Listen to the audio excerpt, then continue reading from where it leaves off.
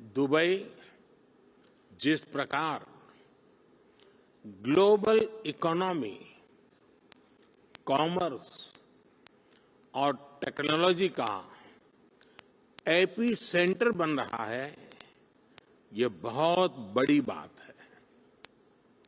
Covid के दरमियान expo 2020 का आयोजन हो या फिर हाल में कोप 28 का आयोजन, ये दुबई स्टोरी के बेहतरीन उदाहरण है।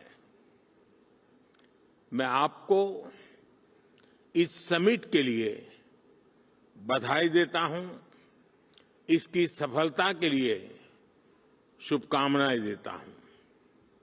साथियों, आज हम 21वीं सदी में हैं। एक तरफ दुनिया आधुनिकता की तरफ बढ़ रही है, तो पिछली सदी से चले आ रहे चैलेंजेस भी उतने ही व्यापक हो रहे हैं।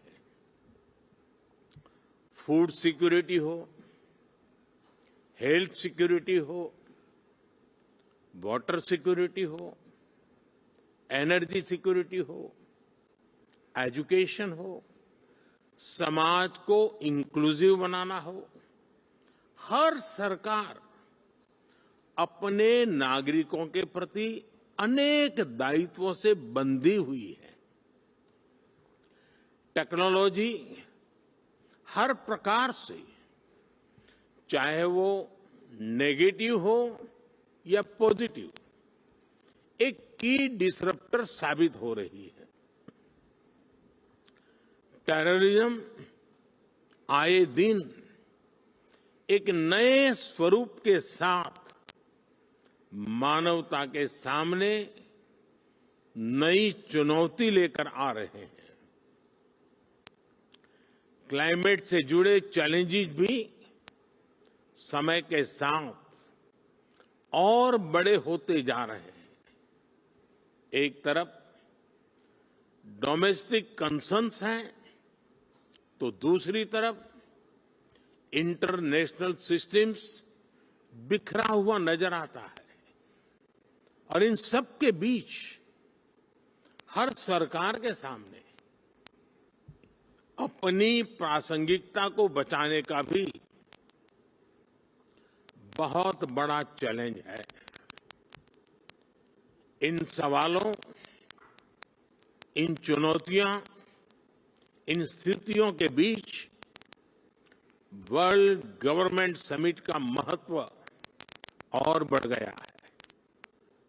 साथियों, आज हर सरकार के सामने सवाल है कि वो किस अप्रोच के साथ आगे बढ़े। मेरा मानना है, आज विश्व को ऐसी सरकारों की जरूरत है जो इंक्लूसिव हो, जो सबको साथ लेकर चले।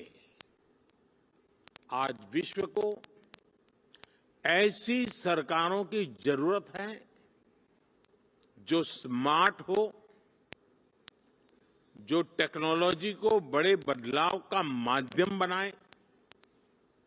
आज विश्व को ऐसी सरकारों की जरूरत है जो क्लीन हो, जो करप्शन से दूर हो, जो ट्रांसपेरेंट हो। आज विश्व को ऐसी सरकारों की जरूरत है जो ग्रीन हो, जो पर्यावरण से जुड़ी चुनौतियों को लेकर गंभीर हो।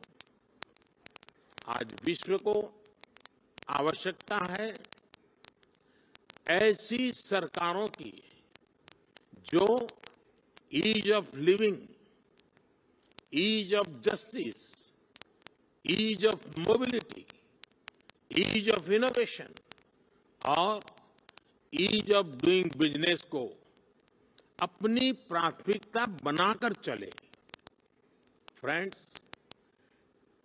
हेड ऑफ द गवर्नमेंट के तौर पर लगातार काम करते हुए मुझे 23 साल होने जा रहे हैं।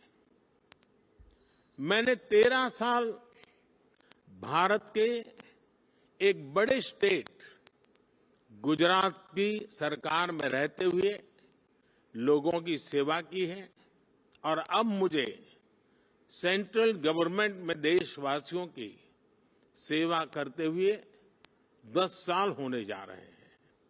मैं मानता हूं कि सरकार का अभाव भी नहीं होना चाहिए और सरकार का दबाव भी नहीं होना चाहिए,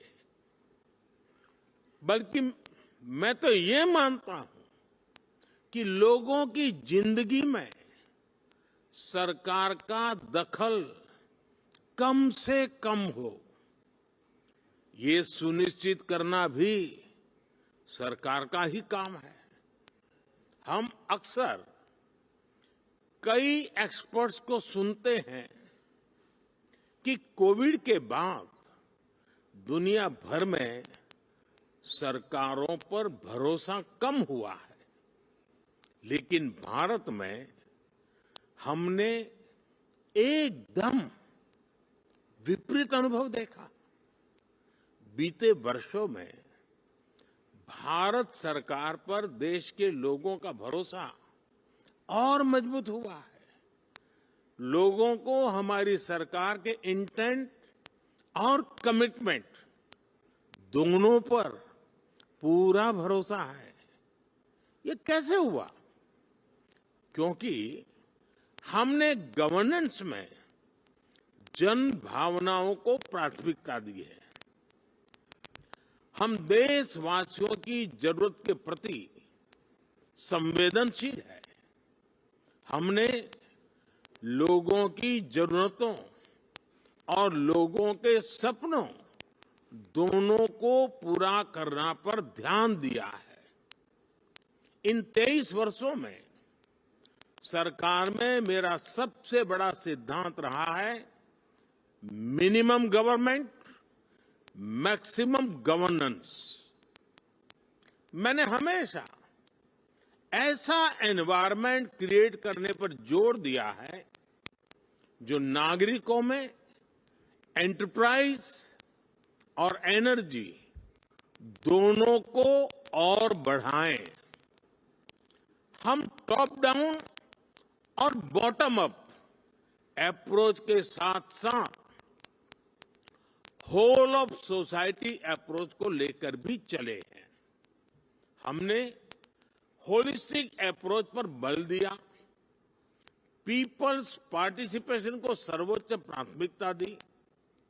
हमने प्रयास किया कि कोई अभियान भले ही सरकार शुरू करे, लेकिन समय के साथ देश की जनता उसकी बागडोर खुद संभाल ले। जन भागीदारी का इसी सिद्धांत पर चलते हुए हमने भारत में अनेक बड़े ट्रांसफॉर्मेशन देखे हैं। हमारी सैनिटेशन ड्राइव हो, गर्ल एजुकेशन को बढ़ाने का अभियान हो, डिजिटल लिटरेसी हो, इनकी सफलता पीपल्स पार्टिसिपेशन से ही सुनिश्चित हुई है। साथियों, सोशल और फाइनेंशियल इंक्लूजन हमारी सरकार की प्राथमिकता रही है। हमने 50 करोड़ से ज्यादा ऐसे लोगों को बैंकिंग से जोड़ा जिनके पास बैंक अकाउंट नहीं था। हमने उनको जागरूक करने के लिए बड़ा अभियान चलाया। आज इसी का परिणाम है कि आज हम फिनटेक में, डिजिटल पेमेंट्स में बहुत आगे निकल गए हैं। हमने विमेन लेड डेवलपमेंट को बढ़ावा दिया है। हम भारतीय महिलाओं का आर्थिक, सामाजिक और राजनीतिक सशक्तिकरण कर रहे हैं। कानून बनाकर हमने भारत की महिलाओं को पार्लियामेंट में रिजर्वेशन भी दिया है। हम आज भारत के युवाओं के लिए नए अवसर बना रहे हैं, उसके स्किल डेवलपमेंट पर फोकस कर रहे हैं। बहुत कम समय में ही भारत दुनिया का तीसरा सबसे बड़ा स्टार्टअप इकोसिस्टम